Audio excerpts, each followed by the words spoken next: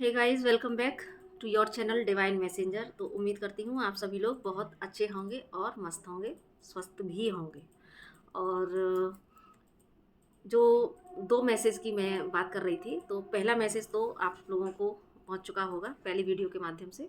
और अब जो दूसरा मैसेज डिवाइन का आप लोगों के लिए है वो ये है कि साधना में जब हम थोड़ा सा खो जाते हैं तो उस वक्त, क्योंकि हम अपने उस आत्म स्वरूप में स्थित हो जाते हैं, और जब हम अपने आत्म स्वरूप में स्थित हो जाते हैं तो हमें ना एक एक करके अपनी गलतियाँ सामने साफ दिखाई देने लगती है। तब हमको लगता है कि अरे हमसे तो इतनी मिस्टेक होती हैं, लेकिन वो फिर भी क्षमाशील है, हमको क्षमा कर देता है। लेकिन क्या इसका मतलब ये है कि हमने सुना है कि हम फॉरगिवनेस करते रहें, और लेकिन जाने अनजाने हमसे मिस्टेक्स तो होती हैं, तो क्या बस गलतियाँ करते रहें और फिर माफ़ी मांगते रहें? क्या इससे हमारा कल्याण हो जाएगा? तो ऐसे ही कुछ अंदर भाव उठ रहे थे बहुत ज़्यादा, और परेशान हो रही थी कि ऐसा कौन-सा मार्ग है कि प्रभु जिससे हमें इन कर्मों से छुटकारा मिले। तो वहाँ पर जो मुझे ना बचपन की एक घटना याद आई कि जब मैं छोटी थी तो हमारी माँ मेरी माँ मुझे एक भजन सुनाया करती थी। तो उस समय मुझे वो बहुत ज़्यादा अच्छा नहीं लगता था कुछ। मैं कहती थी ये किस तरह का भजन है, और लेकिन मुझे ना वही 4 लाइन मुझे वहाँ पर पॉपअप हुई। कितना पुराना कभी बचपन में सुना सुना होता था। तो क्योंकि अभी तो हम बहुत ज़्यादा नहीं मिल पाते अपनी माँ से, बहुत कभी-कभी मिल पाते हैं।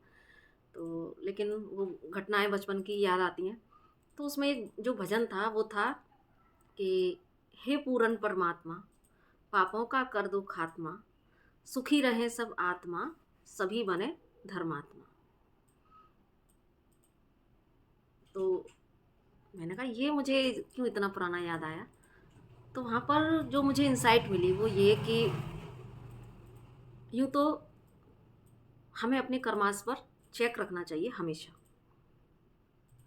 हम सभी लोग बोलते हैं कि बुरे कर्म मत करो, बुरे कर्म मत करो, लेकिन हम फिर भी दिन में मन से, वचन से, वाणी से, व्यवहार से कितने कर्म क्रिएट करते रहते हैं।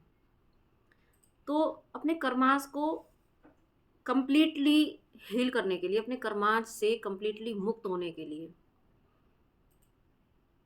तो एकमात्र साधन है और वो है ब्रह्म ज्ञान की साधना।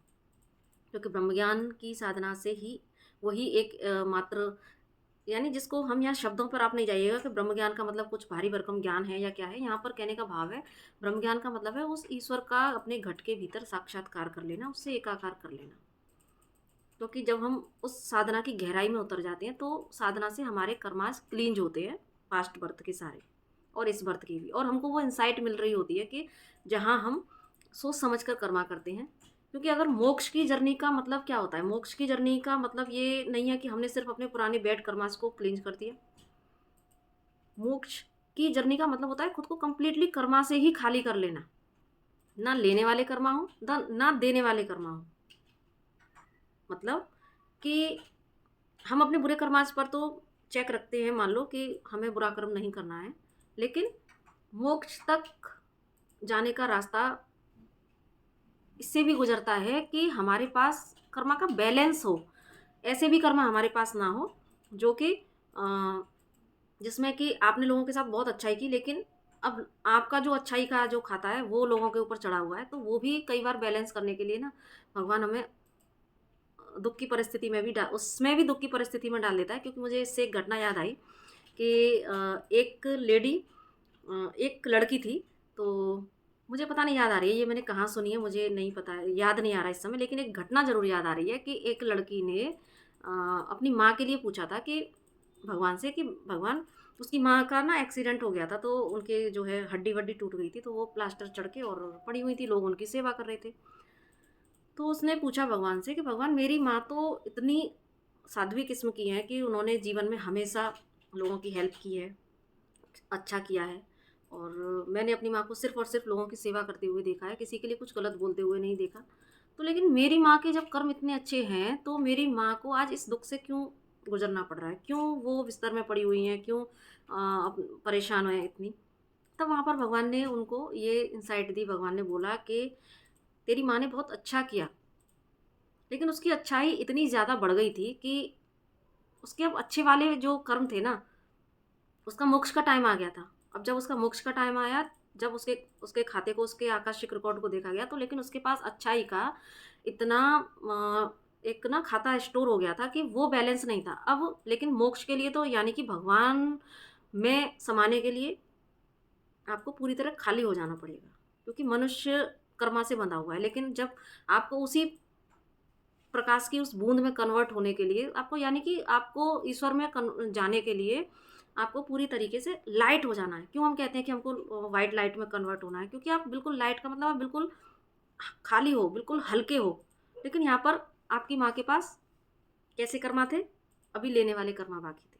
वो उनका जो बैलेंस नहीं था खाता, इसलिए उनको अपनी अच्छाई का भी तो फल भुगतना था। जब बुरे कर्मों का फल भुगतता है इंसान, तो अच्छाई का, लेकिन यहाँ पर किस वे में मिला उनको कि जो उन्होंने लोगों को दिया था, तो उनको एक घटना हुई, दुर्घटना, और वो बिस्तर पे पड़ी और लोगों ने उनकी इतनी सेवा शुश्रूषा की कि बस बिस्तर पे ही लोग उनकी सेवा सेवा कर रहे हैं, खिला रहे हैं, पिला रहे हैं, ध्यान रख रहे हैं, केयर कर रहे हैं।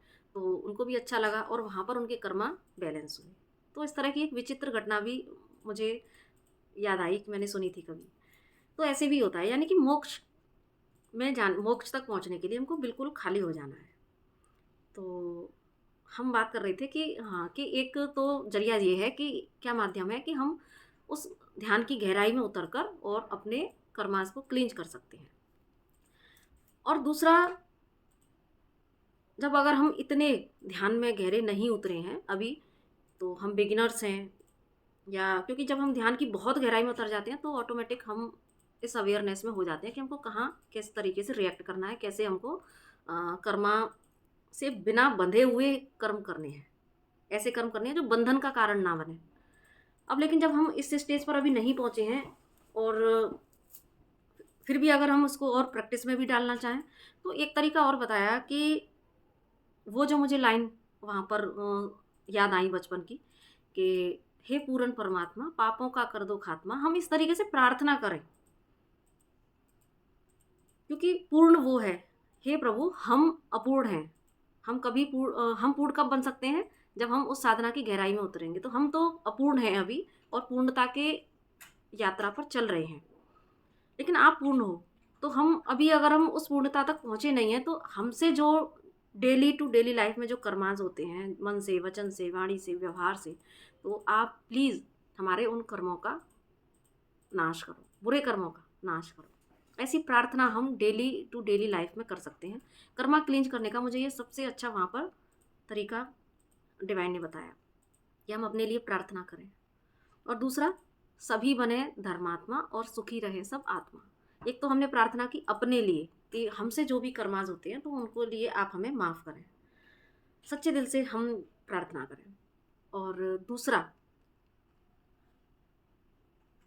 हम अपने रोज़ की जो लाइफ में एक चीज़ जो भूल जाते हैं, हम अपने लिए प्रार्थना कर लेते हैं, हम अपने रोज़ के काम कर लेते हैं, हम ईश्वर की भक्ति भी कर लेते हैं, लेकिन एक काम जो हम भूल जाते हैं, जो हमारी प्रायोरिटी पर नहीं है, वो ये कि हम अपनी मदर अर्थ के लिए, और हमारा जो उद्देश्य है, ये समझना कि हम सब एक हैं। उस वननेस में आने की जो डिवाइन ने हमें दी है, एक ड्यूटी कह सकते हैं, कि हमको ये चीज़ समझनी है, इस मानव तन में आकर ये चीज़ समझनी है कि हम सब एक हैं। वो तो लीला देख रहा है, लेकिन हमको ये चीज़ समझा रहा है वो, और हमको ये समझनी है।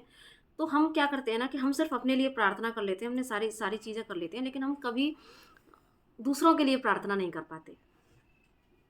करते हैं, ऐसी बात नहीं है, ऐसा नहीं है कि हम नहीं करते हैं, लेकिन हम वो कभी कभी कर पाते हैं। लेकिन मुझे वहाँ पर जो मैसेज मिला कि हम अपने साथ साथ पूरे जगत के लिए, जो भी दुखी हैं, पीड़ित हैं, और जिनको आपकी दुआओं की ज़रूरत है, तो हमें नहीं पता किसको ज़रूरत है, किसको नहीं, लेकिन हम पूरे मदर अर्थ को वननेस की स्टेट में आकर जब हम देखें और वहाँ पर सबके लिए अगर हम प्रार्थना करें, तो उससे भी हमारे कर्मा क्लीन होते हैं।